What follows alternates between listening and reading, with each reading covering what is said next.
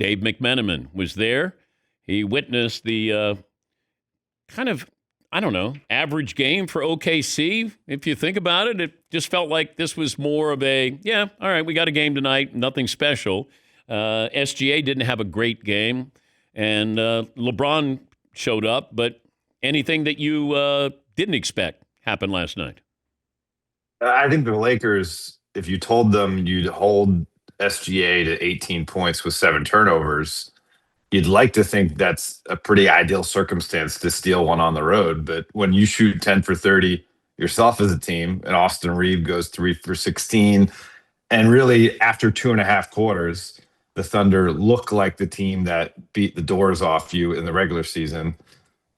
I don't know. I mean, they're going to have to find a way to turn the page and not have this seep into what happens on Thursday.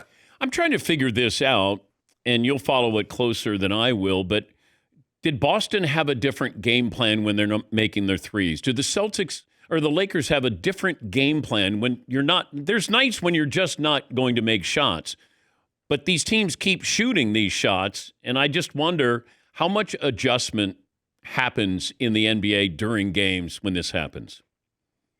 It's a great question, and certainly anyone who watched that Philly Boston game, I think, had that thought come to mind. I'll give JJ Redick credit. I don't think he's someone who just tries to pound his head into the wall doing the same thing. He is someone who's shown, whether it be with the rotations, whether it be his defense that's gotten better this year by throwing in some zone, by throwing in some two men on the ball action, and obviously the offensive sets. But at the end of the day, if your goal is to get into the paint and collapse the defense and spread out to an open shooter, you are a professional basketball player getting that shot. And you know, I understand, you know, at some point you got to change things, but you kind of trust the shots that you're generating in that sense. And the Lakers, from the All-Star break onward, were a top 10 3-point shooting team. And so, you know, obviously the one guy missing from that equation throughout these playoffs has been Luka Doncic, who is their most lethal 3-point shooter. And I know it's going to be spun in a different way, but LeBron was asked about, you know, you're not scoring, and he reminded the media that, hey, we don't have Luka here. It's probably going to be spun where he's making excuses, which isn't fair to him. He didn't say, hey, we lost, but keep in mind, I don't have any help out here. So how did you take that answer from LeBron? Yeah, and you're totally right. You've been around it for forever. You know that there'll be some who try to turn it into him complaining or saying, woe is me. To me, it was just addressing the obvious elephant in the room that, hey, I know it looked bad tonight, but we are playing the defending champs, and we have the leading scorer in the NBA this season in street clothes still. So if you're going to honestly assess what you saw, if you don't take those two pieces of context into consideration, then you're being a little disingenuous about your expectations for what the series could be. What's the time frame? Any update on Luka? No update, and I'm just quoting JJ Redick by sharing that with you. He has been on the court, light form shooting, not much movement, hasn't progressed to one-on-one, hasn't even run, to my knowledge. But the thing about that is these things can change rather quickly once a hurdle is cleared. He's about 35 days since he suffered the injury, so we're talking about 5 weeks.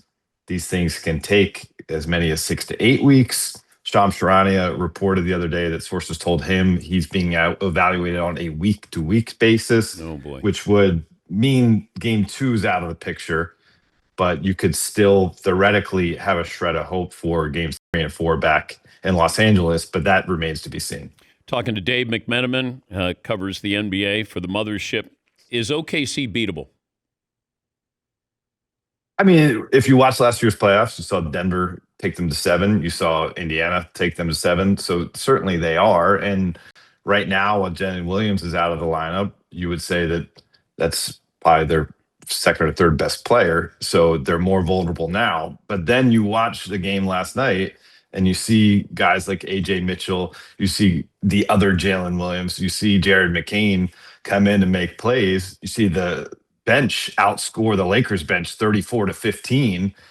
And you're like, man, if they can do this on a night where Shea literally has his worst scoring game in 2 years, they do seem like in a class of their own right now. You hear athletes at the end of their careers say, well, I don't want to go out like this.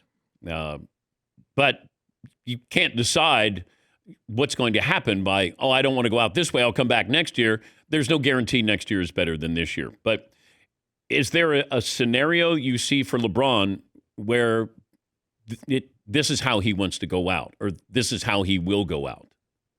There was a time this year where I really believed it was his last season. And it was early December after he had made his comeback, and he's doing things like scoring 12 points on the road in the fourth quarter against the Philadelphia 76ers, and afterwards waxing poetic about how much it meant to him to soak in the road crowd because that's a place he's always appreciated. That kind of narrative coming from him changed around the All-Star break. And I would be pretty shocked at this point if this was his last season.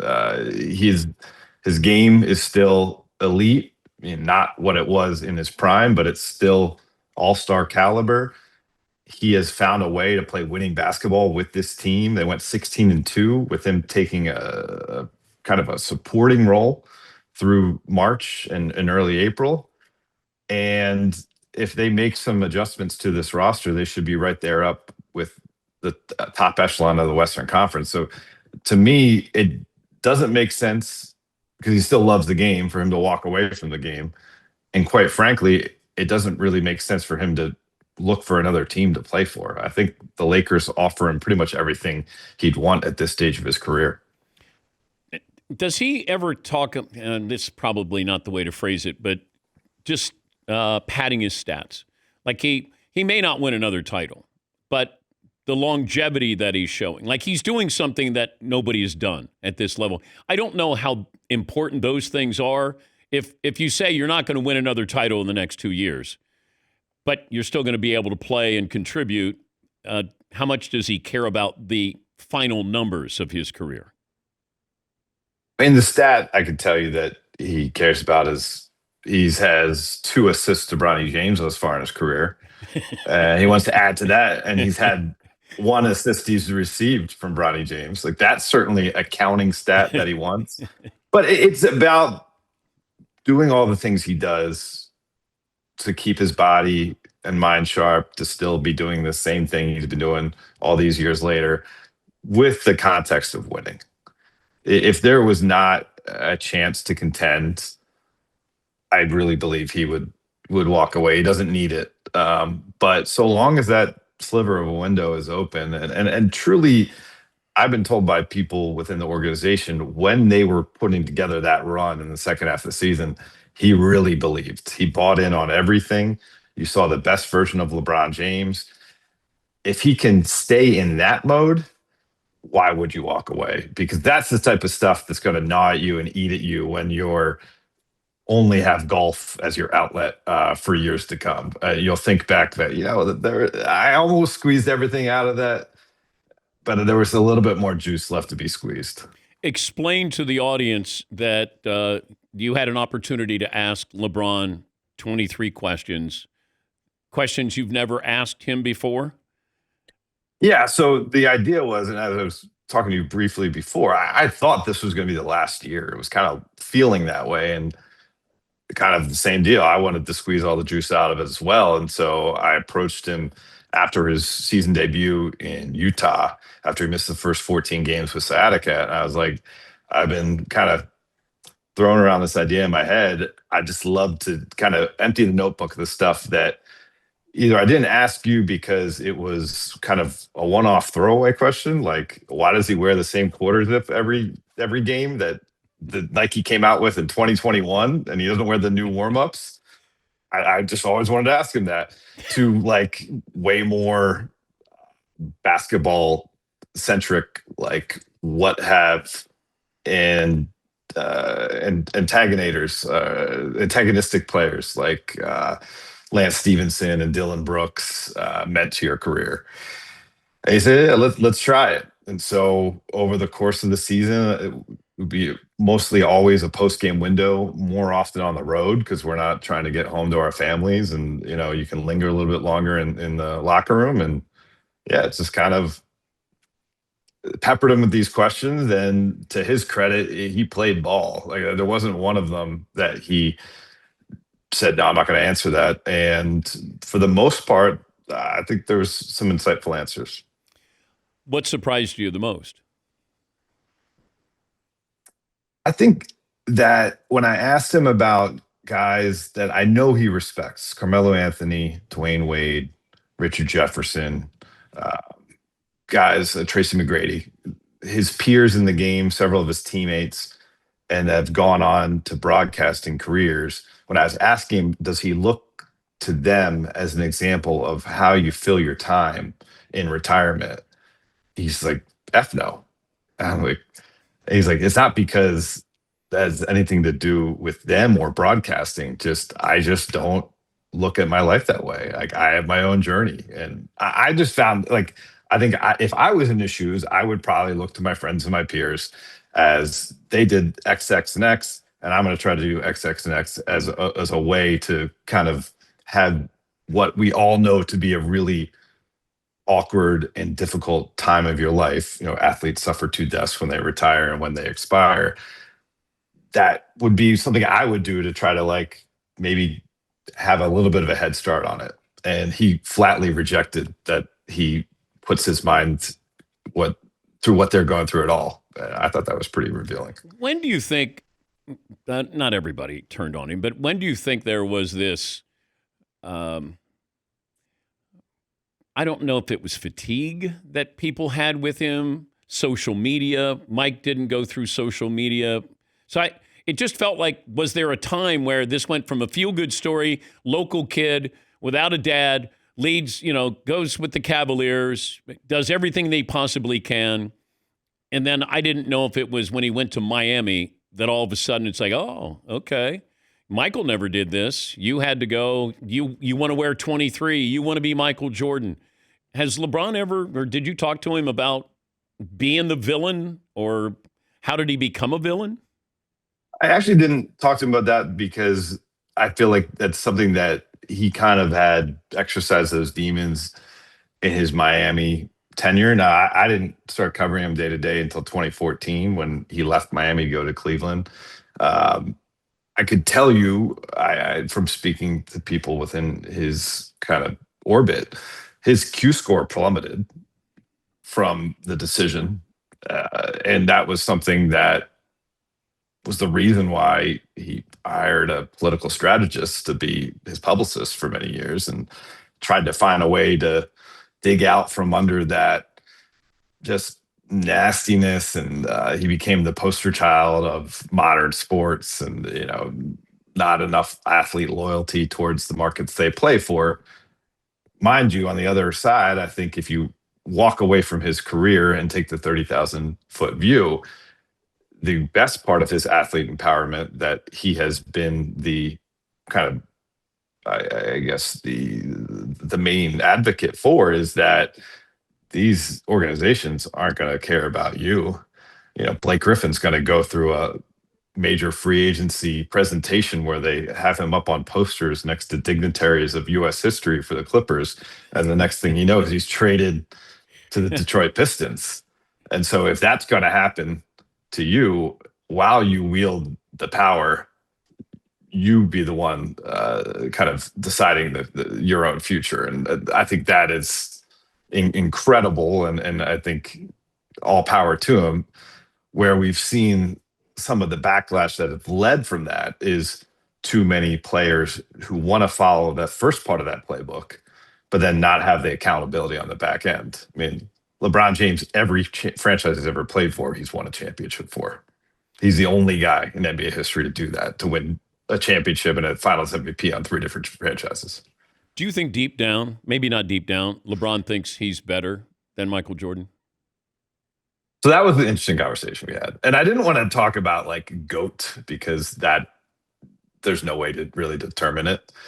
But I wanted to ask like what parts of your game is better than his game and what parts of his game are better than your game. And he admitted to me, or I guess I don't know, I don't know if he was trying to had a problem admitting it, but he said Michael's mid post game, his ability to get to his spot and rise, his fadeaway, and then to me, the part that he wouldn't say was better, but the part he admired about his game was his will to win. And I think that's what LeBron was kind of knocked for many years, Yeah. just not having the quote unquote killer instinct.